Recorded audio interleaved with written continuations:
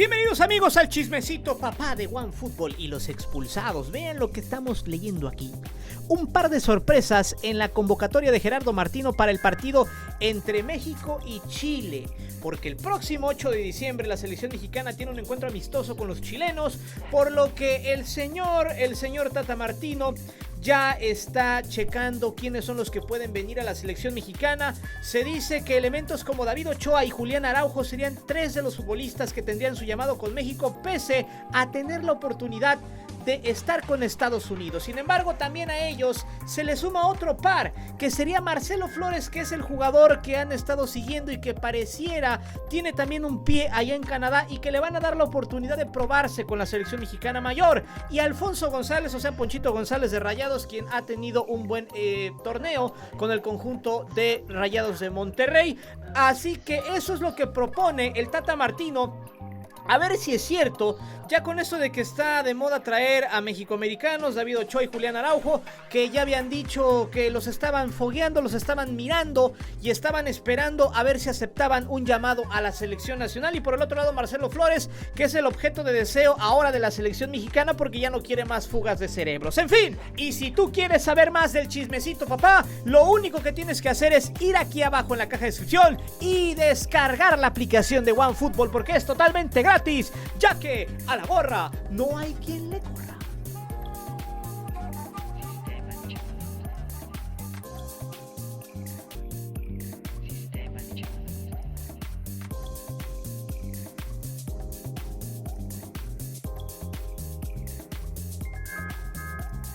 Saludos y besos en el contenedor de gusanos para Jovex, Geosportmat, Ángel Rodríguez hasta León, Guanajuato, Juan Ronaldo, Eugenio Tezoco, Jos XCI, Game Rivas hasta Wisconsin, Fernando Aldazaba, Cristian Martín, Asaf Borrego hasta Nuevo León. A todos ustedes y a toda la comunidad expulsada y más a los americanistas, sóbense la raja porque con este video les va a lagrimear.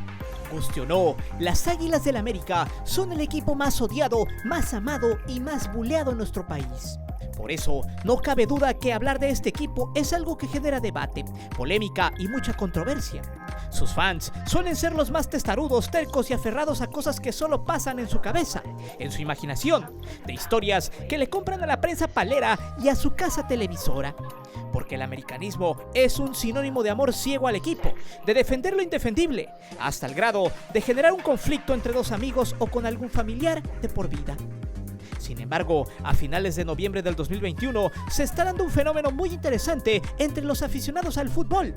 Es probable que estemos ante la presencia de algo que jamás se imaginó, porque el hecho de que los americanistas reconozcan que su equipo no juega nada, no tiene sistema, que es defensivo, medroso, mediocre, ratonero, simple, gris y que da mucha hueva verlos jugar, es algo inédito. En los campos de Cuapa se ha perdido el amor por el equipo. El 11 titular de Santiago Solari le ha faltado el respeto a la historia de su club, al estilo de juego y ha pisoteado su mística. No por nada, luego de la macaniza que Pumas les recetó en su casa, el club tuvo que sacar un comunicado pidiendo disculpas por el mal funcionamiento del equipo. Sin embargo, la pobre actuación mostrada en CU y el baile que les pusieron en el Azteca obedece a la contratación del técnico argentino Santiago Solari, a quienes los paleros lo tenían empotrado como el nuevo Mesías. Lo anterior es algo en lo que coincide todo el mundo, pero nadie, ni la supuesta prensa especializada, ha sabido explicar los porqués reales que han dado origen a una de las crisis más alarmantes en la historia de las Águilas del América, la cual medio México festeja y si fuera por ellos aplaudirían la continuidad de un técnico que le vale 3 kilogramos de pepino el equipo. Es por eso que hoy te presento y el solarismo, el rotundo y el maloliente fracaso del América. Antes de seguir con el video te invito a suscribirte al canal, activa la campana para que recibas todas las notificaciones de nuestro material y de las narraciones en vivo. Te divertirás, te lo aseguro.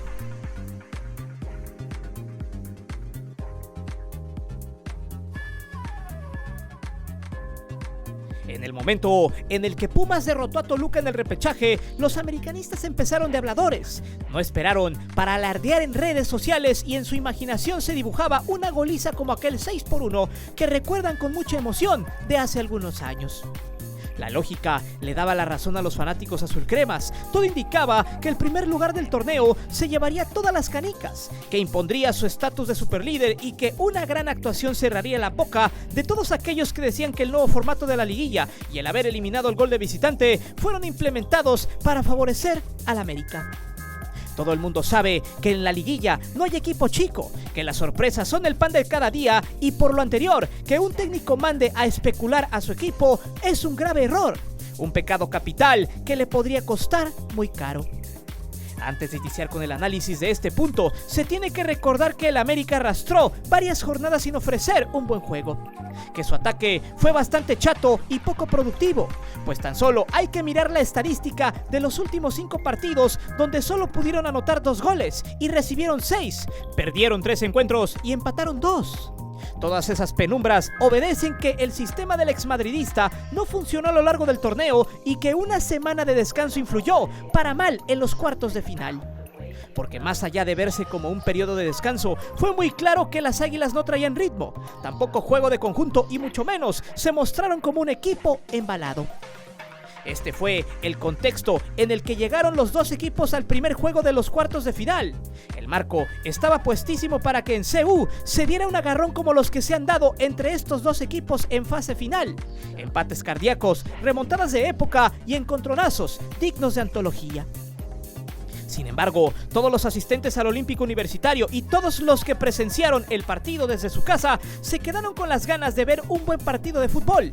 Y no es que se esperaba demasiado de este juego, ya que los medios de comunicación siempre inflan los clásicos. El gran problema y el motivo por el que la afición está más que ardida con Solari es por las formas en las que se dio esta eliminación, en la que su once titular se murió de la nada.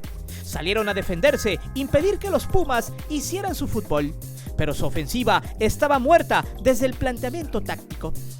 El punto importante no es que los Pumas hayan sacado la victoria, sino que el América nunca mostró argumentos ni peleó de tú a tú a los universitarios.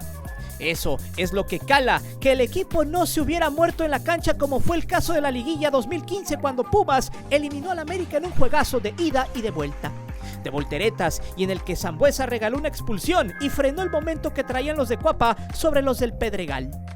Pues bien, en esa serie, los jugadores azulcremas se murieron en la raya, dejaron el alma en la cancha y vendieron muy cara la derrota. Al final, el América quedó eliminado, pero ese equipo salió con la cara en alto y la afición no tuvo nada que recriminarles. Pero la versión crema que visitó CU el miércoles 24 de noviembre ha sido la más triste, la más desangelada y paupérrima que se haya visto en toda la historia del club, debido a que el once de Solari no jugó a nada, literal, no propuso absolutamente nada. Lo único que hizo fue defenderse de los pocos ataques universitarios, contener las llegadas, los centros y los intentos de disparo generados por los auriazules. Algo que resulta inverosímil para toda la gente que sigue el fútbol mexicano es que esta versión azul crema solo generó 2 jugadas ofensivas en más de 90 minutos. Pero esperen, porque no es que el América haya generado solamente 2 jugadas de peligro que destaquen sobre las demás. No, el América solo llegó al arco rival en 2 jugadas en todo el partido, y una de esas fue gracias a un grave error de la defensa auriazul. La otra jugada de peligro se dio en un momento donde Lainez agarró mal parada la defensa y sacó un disparo que le sacó un pedo muy apestoso a la afición universitaria. Se puede plantear que el América jugó el 95% dentro de su territorio, atrincherado en su área grande y rompiendo el juego universitario en 3 cuartos de cancha, pero en ningún momento mostraron interés por atacar. Jugaron como si fuera una obligación y el planteamiento del solarismo alcanzó los niveles más altos de indiferencia futbolística en el torneo. Las Águilas de Solari eran la viva imagen de los troncos que le ponen al Canelo, porque solo se defendían, eran un simple bulto que evitaba a toda costa ser lastimado y que apostaba a que el tiempo se agotara. Una verdadera calamidad. Al terminar el encuentro, muchos dijeron que a Solari le había salido la estrategia, que fue a CU por el empate a 0 y lo consiguió, que la apuesta era liquidar a los Pumas en el Azteca. Vale la pena resaltar que cualquier empate o triunfo le daría el pase y por lo anterior, los Pumas necesitarían algo más que suerte para avanzar a la siguiente fase. Al final de cuentas, los Pumas se encontraron con algo más de suerte, porque a pesar de que al inicio les cayó un balde de agua fría con un gol tempranero derivado de un pésimo error en la salida universitaria, el América no hizo mucho para extender el marcador, o por lo menos para conservar una ventaja que había sido regalada. Los Pumas fueron amos y señores del partido de vuelta e hicieron lo que quisieron por las bandas.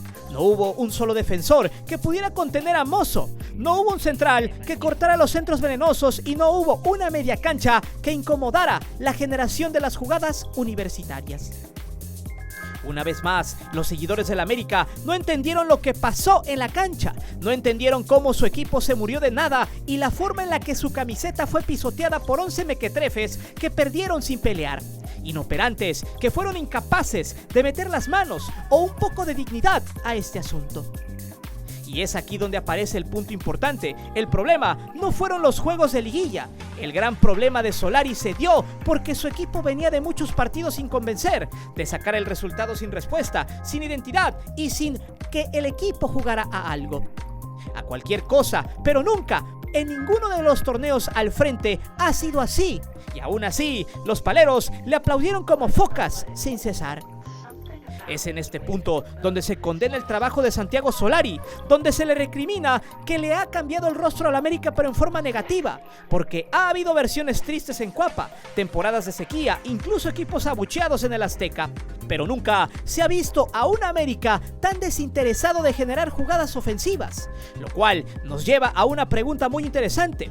El americanismo tenía expectativas muy altas con la llegada de Solari, pero ¿el argentino habrá tenido alguna expectativa en el fútbol mexicano o solo habrá venido a robar? Para responder lo anterior, se tiene que entender quién ha sido Santiago Solari más allá de sus registros y estadísticas para dar una propuesta clara al problema que gira en torno hoy en día al timonel azul crema.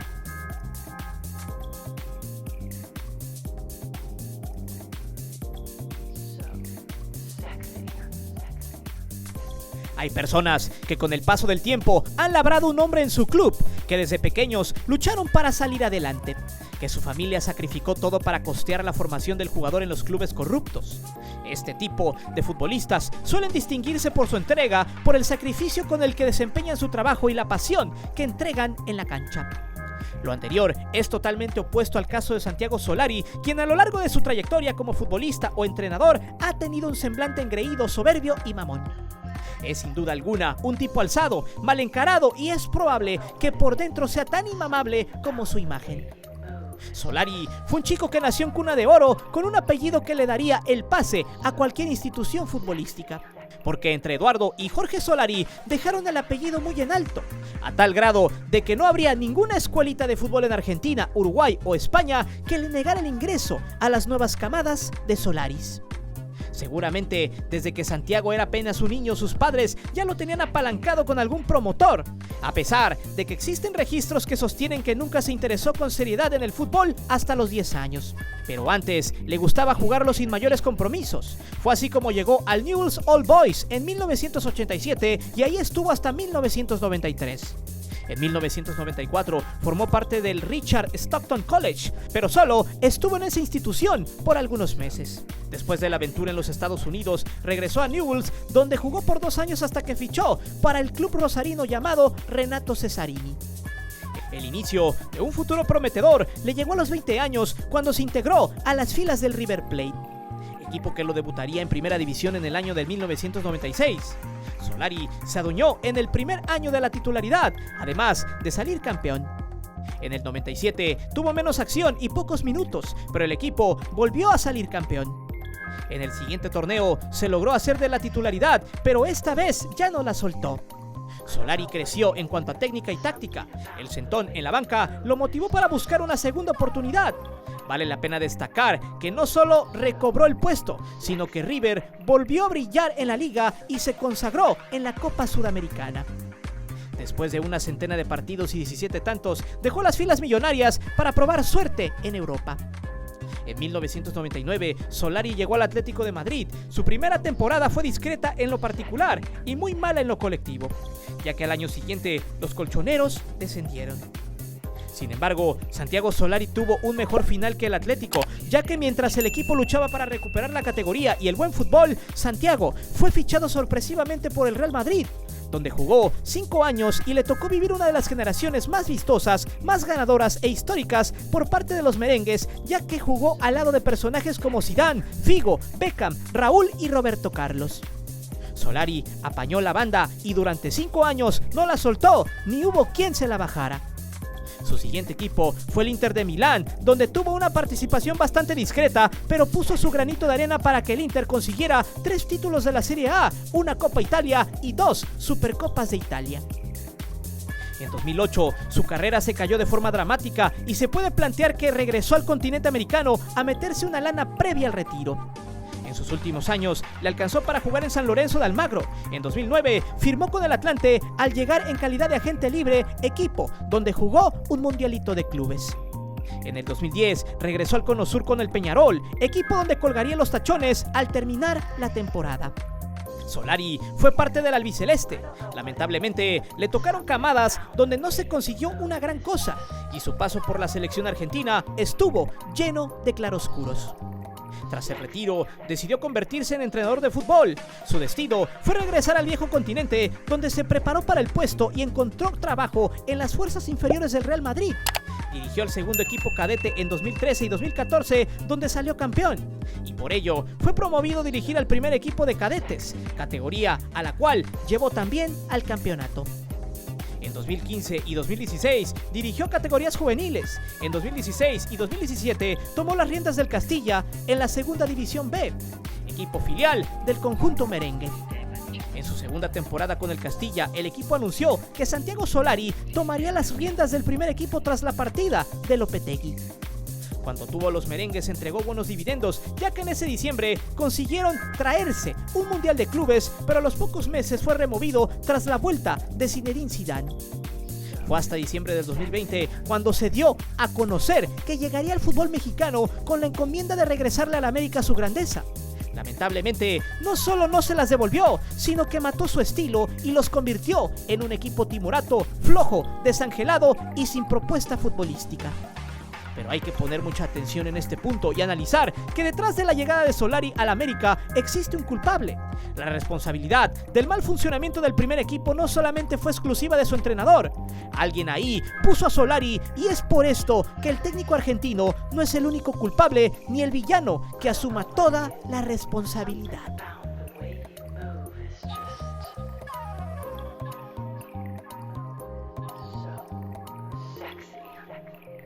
En estos momentos, el nombre de Santiago Baños es sinónimo de porquería administrativa, de ineptitud e inoperancia dentro del América, pues es la persona encargada de tomar las decisiones que corresponden a la parte deportiva en el club de Cuapa. Es quien propone, sugiere y arma el equipo para Emilio Azcarra Gallán, y por ende es el arquitecto de este proyecto fracasado.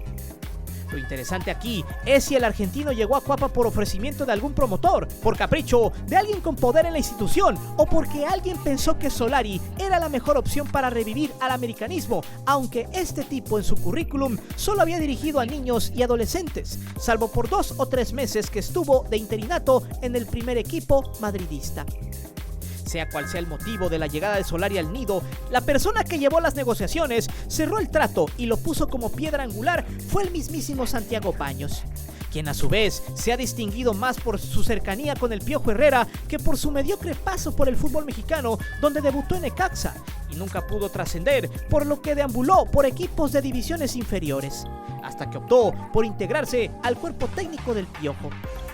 A Solari se le puede criticar porque no implementó un sistema atractivo en el equipo, porque además es visible su desdén por la Liga MX, pero no se le puede achacar que él haya armado al equipo que tiene bajo su cargo.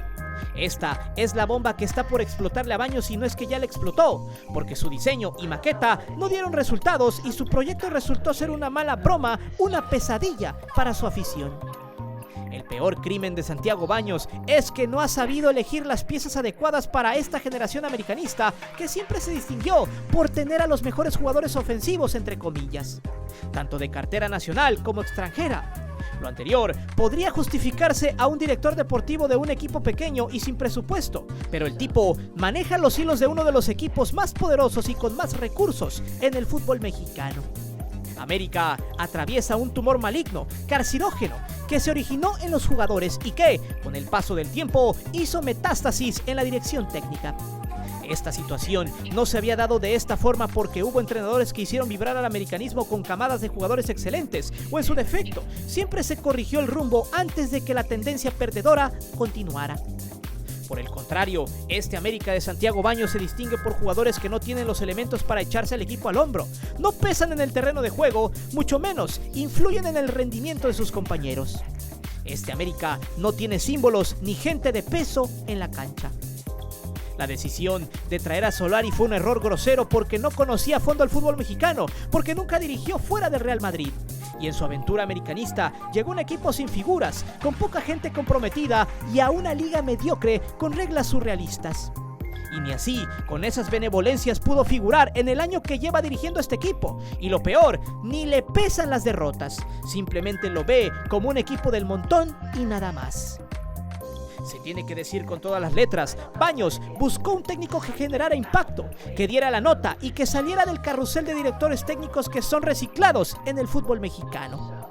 Pero una cosa es salirse del círculo vicioso de entrenadores que rotan en equipos de media tabla para abajo, y otra, muy grande, traer al nido a una persona que no tenía las credenciales ni la trayectoria para dirigir al América. Sin embargo, la afición americanista pudo soñar de manera efímera. Quienes pensaron que el solarismo sería la nueva salida al éxito a la que había sido con el Piojo, solo fue un espejismo. Lo peor es que al creer que su equipo sumaba puntos y era líder, se les olvidó rotundamente que para ser campeón se necesita fútbol, y el solarismo es el peor amigo de este. El solarismo es sinónimo de destrucción futbolística, de apatía, de valemadrismo. A eso se encomendaron los americanistas de hoy.